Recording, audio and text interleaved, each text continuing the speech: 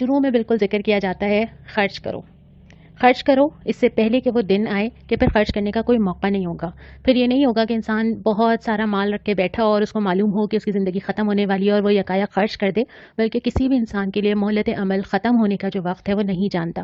وہ نہیں جانتا کہ کل زندگی میں اس کو کتنی سہولت، کتنی عافیت، کتنی آسانیاں، کتنا موقع مل سکے گا، تو اس موقع کے آنے سے قبل ہی وہ اس سے فائدہ اٹھائے۔ اس کے بعد ایک عظیم الشان آیت آتی ہے جس پہ اگر انسان یقین رکھے تو زندگی بدل جائے، اور وہ ہے آیت الکرسی۔ اللہ تعالیٰ کی وہ وحدانیت کا اعلان، اللہ تعالیٰ کی قدرت کا اعلان، اور اس کے بعد پھر فوراً تلقین کی جاتی ہے کہ جس نے اللہ پر ایمان لایا، جس نے اللہ کو پکڑ لیا، اس نے ایک ایسا مضبوط سہارا پکڑ لیا کہ دنیا اور آخرت میں کوئی رنج نہ ہوگا۔ دنیا کے سارے سہارے جن کو انسان خود سے بہت قریب محسوس کرتا ہے، جن کے بغیر انسان سمجھتا ہے کہ شاید زندگی گزر نہیں سکتی، وقت بتاتا ہے کہ یہ سارے سہارے عارضی ہوتے ہیں، لیکن ایک اللہ رب العالمین کی وہ ذات ہے جس کو انسان مضبوطی سے پکڑے تو زندگی کے مختلف مرحلوں سے گزر جائے۔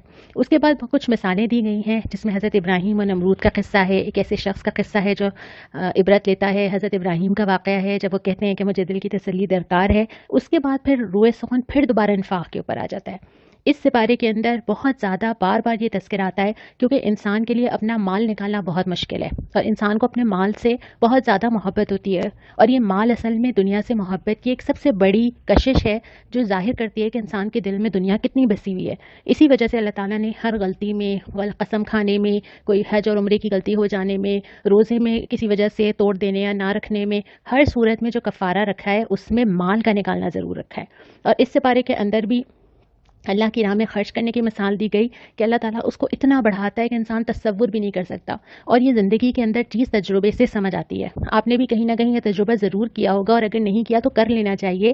جب آپ اللہ کی راہ میں خرچ کرتے ہیں، اللہ تعالیٰ کہیں نہ کہیں سے آپ کو پلٹا کے واپس کر دیتا ہے۔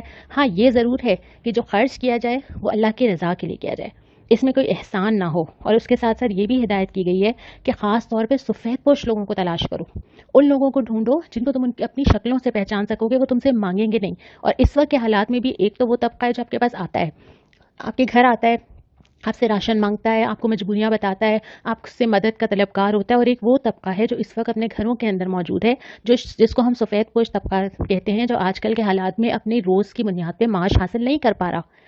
اس طبقے کو ڈھونڈنا ان تمام لوگوں کی ذمہ داری ہے جو اس کے ارد گرد ہوں، چاہے وہ رشتہ دار ہوں، چاہے وہ پڑوسی ہوں، چاہے وہ کسی طرح سے ان سے تعلق رکھتے ہوں۔ اپنے آس پاس نظر دوڑانا اور اپنے آس پاس ایسے لوگوں کو تلاش کرنا اور ایسے لوگوں کی خودداری برقرار رکھتے ہوئے ان کی مدد کرنا ہماری ذمہ داری ہے۔ پھر اس کے بعد جو دوسرا ربع آتا ہے، اس کا ابتدا ہی اس بات سے ہوتی ہے کہ سود کی مذمت کی جاتی ہے، اور کہا جاتا ہے کہ اگر تم نے سود برقرار رکھا تو اللہ اور رسول سے اعلان جنگ کر دو۔ اور پھر یہ سکھایا جاتا ہے کہ جب قرض کا لین دین کیا جائے تو جو قرض لے رہا اس کی ذمہ داری ہے کہ وہ املا لکھوائے اور ایسے تمام معاملات کو لکھ لیا جائے۔ اس کے بعد غزوہ بدر کا ذکر آتا ہے کہ غزوہ بدر میں اللہ تعالیٰ کیسے کسی چھوٹی سی تعداد کو کتنی بڑی تعداد پہ غلبہ دے دیتا ہے۔ تو اللہ کے لیے کوئی مشکل نہیں ہے کہ دنیا میں بظاہر بڑی نظر آنے والی طاقتوں کو ڈھہ دے، یا دنیا میں چھوٹی سے اہل حق کو کتنی بڑی بڑی قوموں کے اوپر غلبہ عطا کر دے۔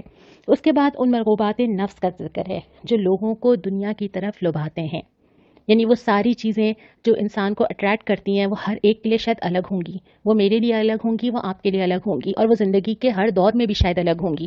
وہ بچپن میں کچھ اور تھیں، وہ ٹین ایج میں کچھ اور ہیں، وہ اس کے بعد والے عمر کے ادھیڑ عمر حصے میں کچھ اور ہیں۔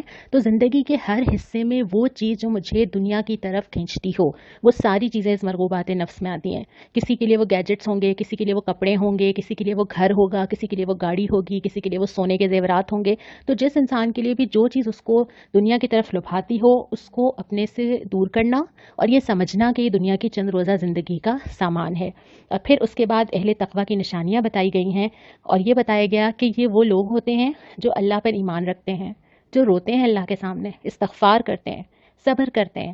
یہ وہ لوگ ہیں جن کے رویے میں راز بازی ہوتی ہے، جو فرما بردار ہوتے ہیں، اللہ کے سامنے اب سر تسلیم خم کر دیتے ہیں، جو ہم نے کل پڑھا تھا نا، ادخلوا فی السلم کافہ، داخل ہو جاؤ اسلام میں پورے کے پورے۔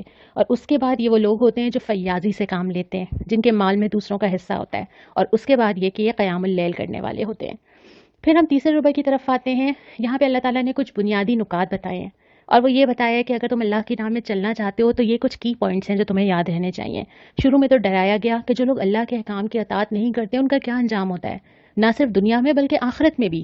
دنیا میں بظاہر کبھی کبھی ایسا لگتا ہے کہ وہ انجام فوری طور پہ نہیں آ رہا، لیکن اگر ہم بنظر غائر دیکھیں تو ہمیں اندازہ ہوتا ہے کہ جو راستہ اللہ کی اطاعت سے ہٹ کے کہیں نہ کہیں اور جا رہا ہوتا ہے، آخرکار اس پہ تباہی اور بربادی ہی ہوتی ہے. اور اس کے بعد یہ بھی بتا دیا کہ ہر انسان کو کمائی کا پورا پورا بدلہ ملے گا. وہ جو چھوٹی چھوٹی نیکیاں اور وہ چھوٹی چھوٹی بنائیاں جو ہم کر کے بھول جاتے ہیں، اللہ نہیں بھولتا. وہ جو چیزیں ہم معاشرے میں چلن ڈالتے ہیں اور ہمارے بعد لوگ ہمیں دیکھ کے سیکھتے ہیں، وہ جو نئے نئے رواج ہم شروع کر دیتے ہیں، اچھے ہوں یا برے ہوں، وہ جو نئی نئی چیزیں ہم معاشرے میں پیدا کر دیتے ہیں، وہ جو کوئی ایک چیز ہم کسی اور کو سکھا دیتے ہیں، وہ جو ایک جملہ جو ہم کسی سے کہہ دیتے ہیں، وہ جو 1 روپیہ ہم کہیں لگا دیتے ہیں، اور اس کا سلسلہ کہاں تک چلتا چلا جا رہا ہے. اگر وہ نیکی کی راہ پہ ہوگا تو اللہ وہ سارا نکال کے لے آئے گا، اور اگر وہ برائی کی راہ پہ ہوگا تو اللہ اس کے بھی سارے اثرات نکال کے لے آئے گا. تو ہر انسان کو اپنی کمائی کا پورا بدلہ ملے گا. اس کے بعد پھر اللہ کی قدرت اور ملکیت کا ذکر ہے. بہت ہی پیاری آیت ہے، قل اللہم مالک الملک تؤتی الملک من تشاء. تو ہی مالک ہے، جس کو چاہے عزت دے، جس کو چاہے ذلت دے. اور پھر ایک شارٹ کٹ بتایا کہ اگر تم اللہ سے محبت کرتے ہو، ایک چیز پکڑ لو، نبی صلی اللہ علیہ وسلم کی پیروی. آپ ان سے کہہ دیجئے کہ اگر تم اللہ سے محبت رکھتے ہو تو میری پیروی کرو، اللہ کے نبی کی پیروی کرو، اللہ کے نبی کے بتائے ہوئے راستے پہ چلو، تم اللہ کی محبت کو پالو گے. اور اس کے بعد پھر حضرت مریم علیہ السلام کی پاکیزگی، پرورش، اور پھر حضرت عیسیٰ کی پیدائش کی خوشخبری کا ذکر کیا گیا. جب ہم چوتھے ربع کی طرف بڑھتے ہیں تو ابتدا میں پھر وہی موضوع واپس آتا ہے جس کو ہم نے اپنے پہلے سپارے میں پڑھا تھا، یعنی اہل کتاب کو جو مخاطب کیا گیا تھا اور فرد جرم گنوائی گئی تھی. یہاں پہ اہل کتاب سے سوالات اٹھائے گئے کہ تم کیوں نہیں مانتے اس کتاب کو، تم تو جانتے تھے، تمہیں تو اس کی بشارت دی گئی تھی، تمہاری کتابوں میں رسول کے آنے کی پہلے سے خوشخبری موجود تھی، تو تم کیوں نہیں اس نبی کو مانتے. کچھ سوالات اٹھائے گئے اور پھر مسلمانوں کو دوبارہ سے خبردار کیا کہ یہ اہل کتاب کبھی تمہارے ساتھی نہیں ہو سکتے، اور یہ تمہارے حق میں کبھی اچھا نہیں چاہتے، اور یہ وہ لوگ ہیں جو تم سے کچھ اور کہتے ہیں اور کسی اور سے کچھ اور کہتے ہیں. اور آخر میں جو اللہ تعالیٰ نے خبردار کیا ہے وہ یہ ہے کہ جو ایمان پا کر کفر اختیار کرے، اللہ اسے بار بار ہدایت نہیں دیتا. یعنی جس شخص کو اللہ ہدایت کا موقع دیتا ہے، اور یہ میرے اور آپ کے لیے بھی ہے کہ اللہ تعالیٰ جب ہمیں قرآن اٹھانے کا موقع دیتا ہے، قرآن کو پڑھنے کا موقع دیتا ہے، قرآن کو سمجھنے کا موقع دیتا ہے، تو اللہ تعالیٰ چاہتا ہے کہ ہم اس موقع سے فائدہ اٹھائیں. اگر آج آپ میری یہ آڈیو سن رہے ہیں تو یہ اللہ تعالیٰ کی توفیق کے بغیر نہیں ہو سکتا. یہ ممکن ہی نہیں تھا اگر اللہ آپ کو اس کا موقع نہ دیتا. لیکن اگر اس موقع کو حاصل کرنے کے بعد اگر ہم اس پہ عمل نہ کریں، اگر ہم اس سے منہ موڑ جائیں، اگر ہم اس کو اہمیت نہ دیں، اگر ہم مزید قرآن سے محبت محسوس نہ کریں، قرآن کو سمجھنے کی کوشش نہ کریں، تو اللہ تعالیٰ یہ موقع ہر ایک کو بار بار نہیں دیتا. اللہ اپنے پیغام کی اور اپنے کتاب کی ناقدری کو برداشت نہیں کرتا. تو اللہ تعالیٰ جس کو موقع دیتا ہے اس کو اپنے آپ کو خوش نصیب بھی سمجھنا چاہیے، اور اللہ کی اس توفیق کو محسوس کرنا چاہیے کہ ابھی اللہ تعالیٰ ہم سے مایوس نہیں ہوا.